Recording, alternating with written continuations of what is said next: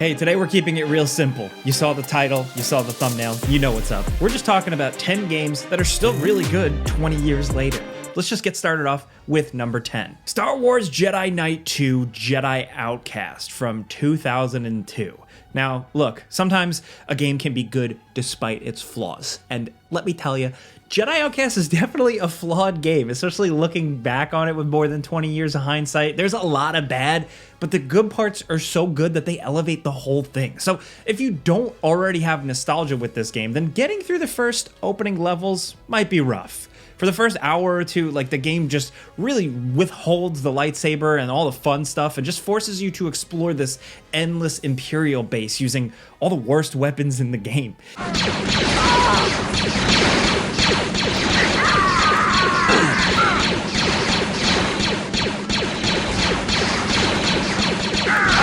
You get a painfully slow pistol and the Stormtrooper gun, which is a little too movie accurate because you can't hit anything with it, so it's worthless.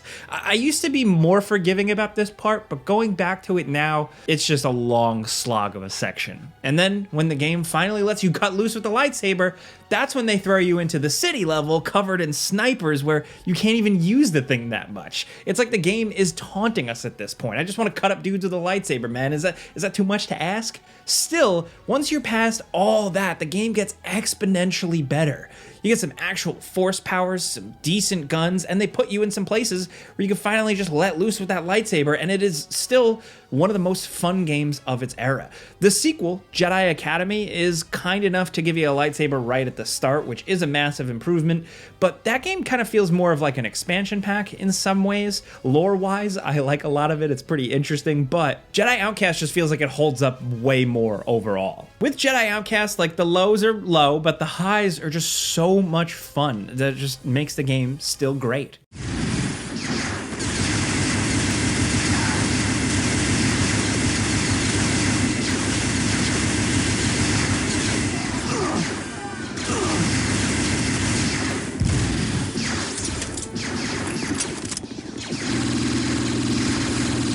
Now, next over at number 9, The Chronicles of Riddick Escape from Butcher Bay. Yes, does this feel like a Jake list? Because it is. So, 2004, man, this was a rare breed of a first-person shooter. An actually good movie tie-in game. It was meant to be a prequel to Pitch Black, I think, and it was like released around the time of The Chronicles of Riddick, if you remember one of those movies. But actually knowing the source material doesn't really matter here. All that matters is that you're like Vin Diesel, you're a spaceman, you're Riddick, and you're locked up in space jail, and you gotta get out. At the time, the presentation really stood out for this game. The graphics were incredible and cinematic. Like, the way the game told its story was beyond what we were used to seeing in most games. The actual gameplay is almost like an immersive sim, but a little simplified for consoles. In this game's case, the simpler controls really worked in its favor. The game never gets bogged down or too tedious or too micromanagey. There's always like forward momentum to everything you do as you work to escape. There are some side quests, some satisfying jailhouse melee combat, some shooting, and sneaking. Ready to die, Riddick.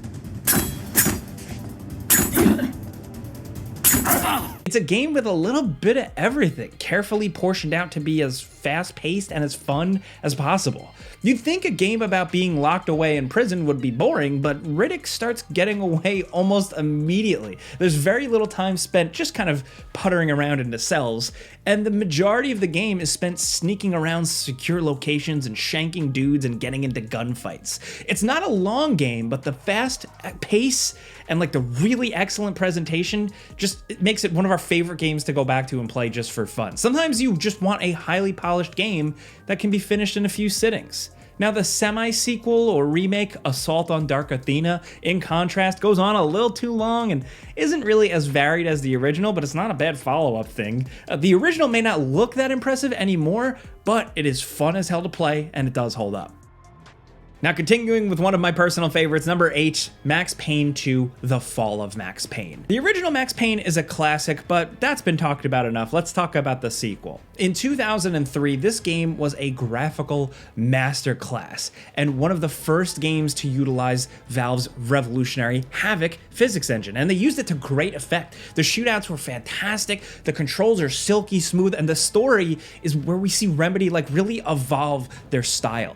At a time where experimental, challenging sequels were all the rage, Max Payne 2 not have gone super weird like full Metal Gear Solid 2, but it was close. If there's one thing that makes Max Payne 2 still hold up today, it's the shooting.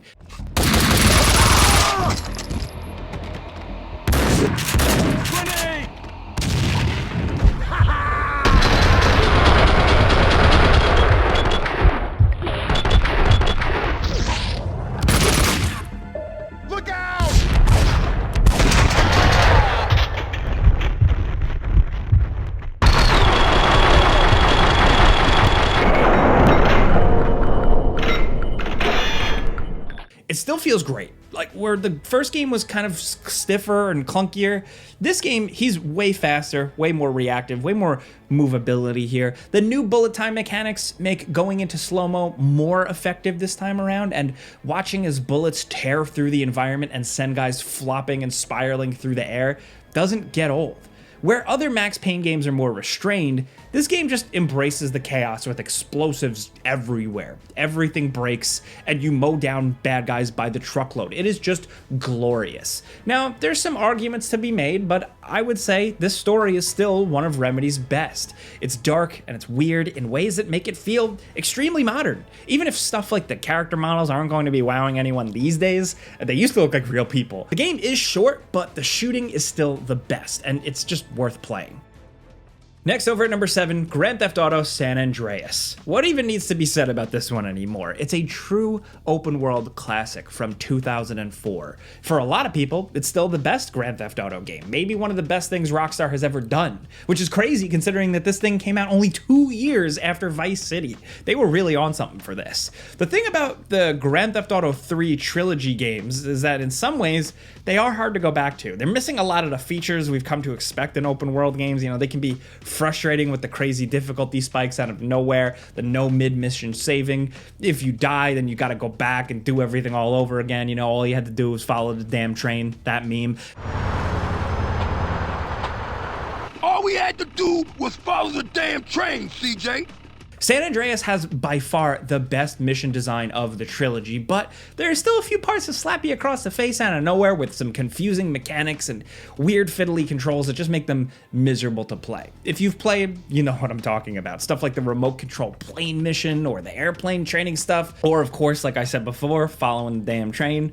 In situations like these, San Andreas was a little too ambitious for its own good, but that only slightly detracts from the overall package. For an open world crime game, it's still one of the best, even 20 years later. It's got some of the best, most memorable characters in the entire series, and the celebrity voice work is absolutely stellar across the board. I mean, they got Samuel L. Jackson to play the bad guy. It's perfect. The rags to riches story actually feels earned here with the length of the game, and it helps that not literally everyone you work with is a total bad guy for once. Yeah, they're all criminals, but there are some actually likable characters here. It's not high art, but it's got that excellent Rockstar writing and just vibe to it. The music as well. It's a legendary video game soundtrack. Now, if they would stop removing those tracks from re-releases, that would be nice. At least they can't patch my original PS2 copy. Yeah, I still got it. For someone going back to San Andreas after experiencing modern open world games, it's gonna feel jarring for you younger folks. You know, let's be honest, the game does look kind of ugly. Still looks better than that definitive edition re-release, but the crazy ambition of the game either way just puts it on a level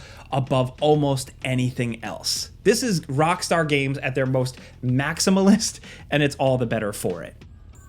Next, over at number 6, Roller Coaster Tycoon 2. Now, this all-time classic is definitely showing its age, but it's somehow still one of the most satisfying management games out there. The first Roller Coaster Tycoon is great, you know, don't get it twisted, but the sequel is like the true greatest of all time. The game that even modern park builders struggle to emulate. It's the template. It's the ideal management game because It so perfectly captures something we've all dreamt about. I mean, what kid hasn't thought about like creating their own amusement park or had the idea about the craziest, most over-the-top roller coaster? It's a simple, but like such a perfect idea for a game. The actual park management stuff is in-depth, but not too technical that it stops being fun. For us, this is the part of the game that modern park builders kind of struggle to match. Sure, Planet Coaster looks about 1,000 times better than this game, but the actual game part of it isn't quite up to snuff. With the original Roller Coaster Tycoon 2, the park building and the actual management is fun to engage with. It's just like a well-rounded game.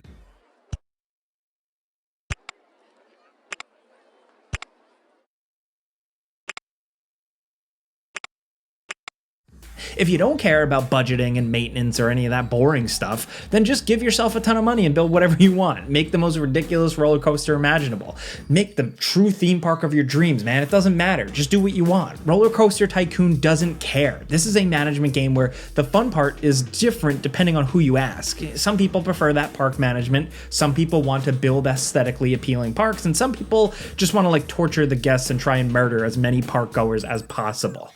Either way, it's just a fun game and a true classic.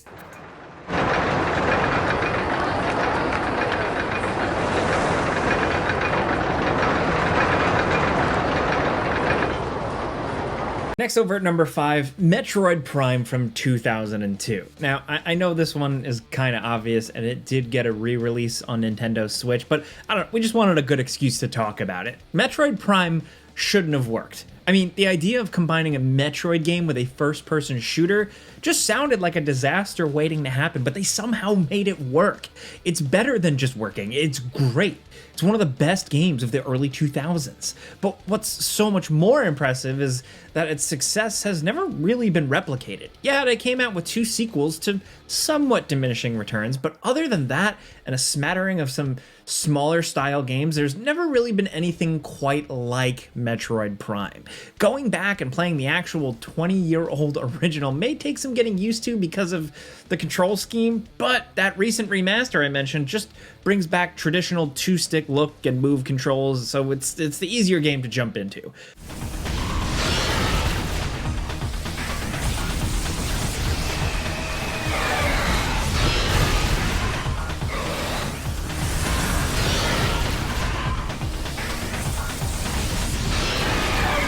But I still think the original holds up, even if the remaster is undoubtedly the better game. What makes the original so remarkable, though, is how they managed to almost perfectly translate the side-scrolling Metroid games into first person. It doesn't feel like an FPS. It feels like a Metroid game, just from a new perspective. Exploration is still the focus here. The Morph Ball still works exactly how you'd expect it to. Almost all the essential Metroid abilities are here, and the game manages to add a few new tricks, like different visors and stuff that can see in the dark or let you scan things in the environment to gain lore or learn about enemies. And that scan visor stuff is great. It's where you get a lot of the story of the game, and it's so well done. You can either ignore it entirely or seek it out, and the game doesn't penalize you in any way. But on top of all that, the atmosphere is unmatched. The music, the environmental design, and the way things interact with your character really make you feel like you're part of that world. Simple stuff like, making it so rain hits your visor when you're looking up and rolls off the side of your gun. Samus's reflection in the visor occasionally just reminding you who you are. And of course, that sense of loneliness to this exploration. The music, the feeling, you just feel like you're on an uncharted planet. Metroid Prime is full of cool little moments and details like that. It was immersive on a level you rarely see in games from 2002.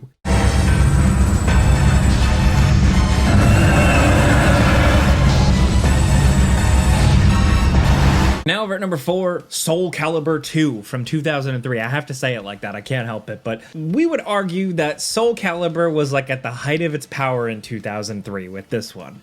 At the time, this fighting game felt like a real event, man. Making an exclusive character for each console version was a brilliant marketing tactic. Super ballsy. And then the game itself was easy to pick up and play, but very hard to master. It looked really great. The character designs mostly hold up, even now. But that gameplay is awesome. It's just a fun fighting game to play. Forgive me.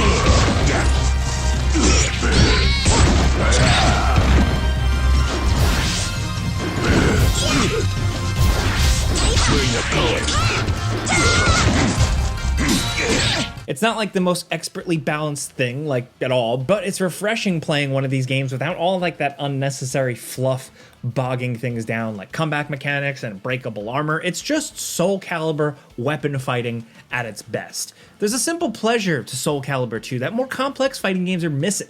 Pretty much anyone can pick this up and play, and even do somewhat well, at least if they pick someone with a staff. The presentation was stellar for the time, and still is pretty charming now.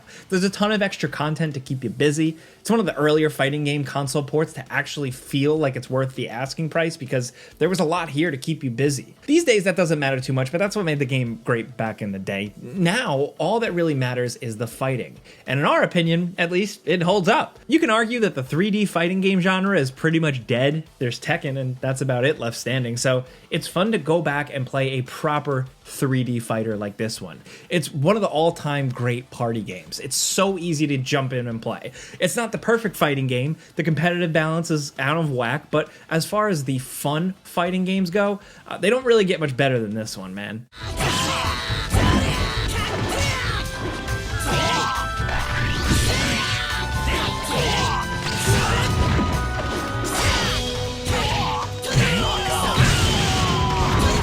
Now at number 3, Half-Life 2 from 2004. Now I know this game needs no introduction. It's an all-time classic that's gone on to influence practically the entire industry. The game is carefully constructed, it's extremely well-paced, it's varied, it's exciting, it's surprising. It's one of the best FPS games of all time, and on the strength of the game design, it still holds up extremely well. Now the graphics aren't going to fool anyone now. This is a 2004 game, and yeah, it looks like one, unmodded, unaltered. The revolutionary facial animation tech that we saw then is nothing compared to what we're seeing in games now.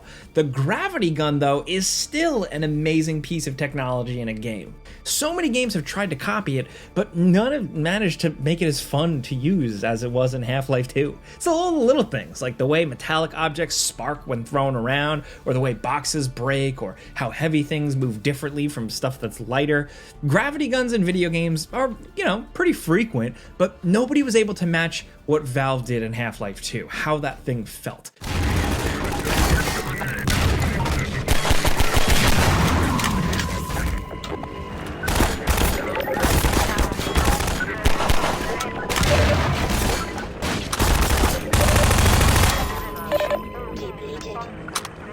The only thing that got even close to that was, of course, the gravity glove in Half-Life Alyx. That actually might be better now that we think about it, but yeah. Yes, it doesn't have some of like the clever, weirder tricks of the original Half-Life, Half-Life 1, and it's not quite as fast-paced.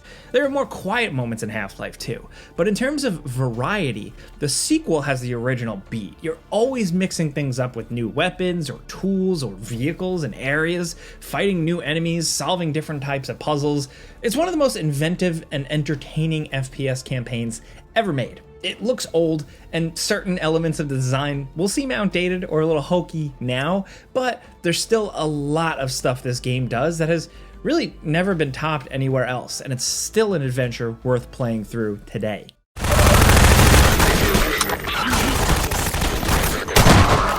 I was hoping we'd get a bit farther before they noticed us again. Now down at number 2, Jet Set Radio Future from 2002. This is another one of those rare games where if you squint at it, it looks like it could have come out last year. Not more than 20 years ago. This cult classic Xbox launch title just oozes personality and style. It's got an amazing soundtrack and an art design that's both extremely 2000s and also kind of timeless.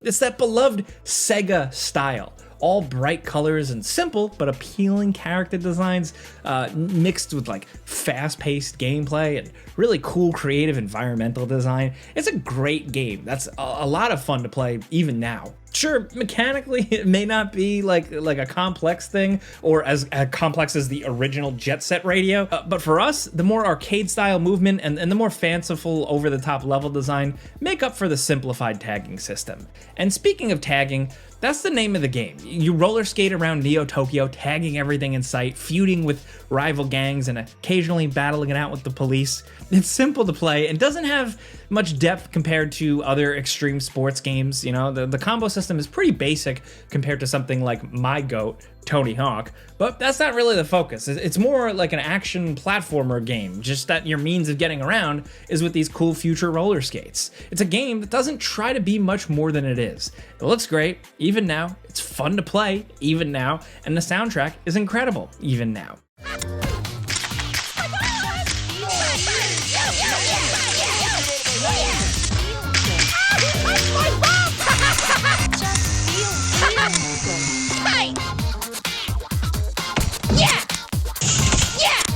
Now down to number 1, Halo 2 from 2004. Halo 2's been in the conversation a lot recently. It just celebrated a big anniversary recently because it originally released November 9th, 2004, and it got us thinking, and it's part of the reason why we made this video. Halo 2, what else needs to be said at this point? I mean, it's Halo.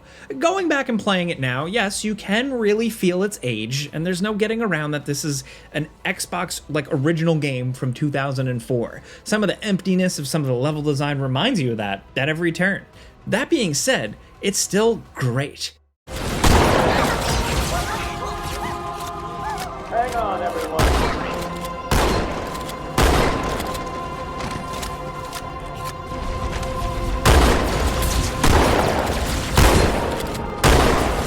Halo 2 is such an unusual game, like a weird, beautiful miracle, because it's kind of incomplete. Bungie was only able to make a fraction of what they had planned, but it only goes to show just how talented, just how much they cooked back then, because Halo 2 managed to come out and still be amazing despite what reportedly was a pretty troubled development. The shooting, the dual wielding, the energy sword. On paper, Halo 2 didn't make that many changes to the formula, but the things they did change, well, it changed everything. The multiplayer was next level, and while the campaign ended on a cliffhanger, it was still a massive step up from the original Halo. Sure, the game is up there with San Andreas, where you'll never be fooled into thinking that this game is new, but at least with Halo 2, it got a solid remaster as part of the Halo collection. That collection took a while to get in good shape, but it is now.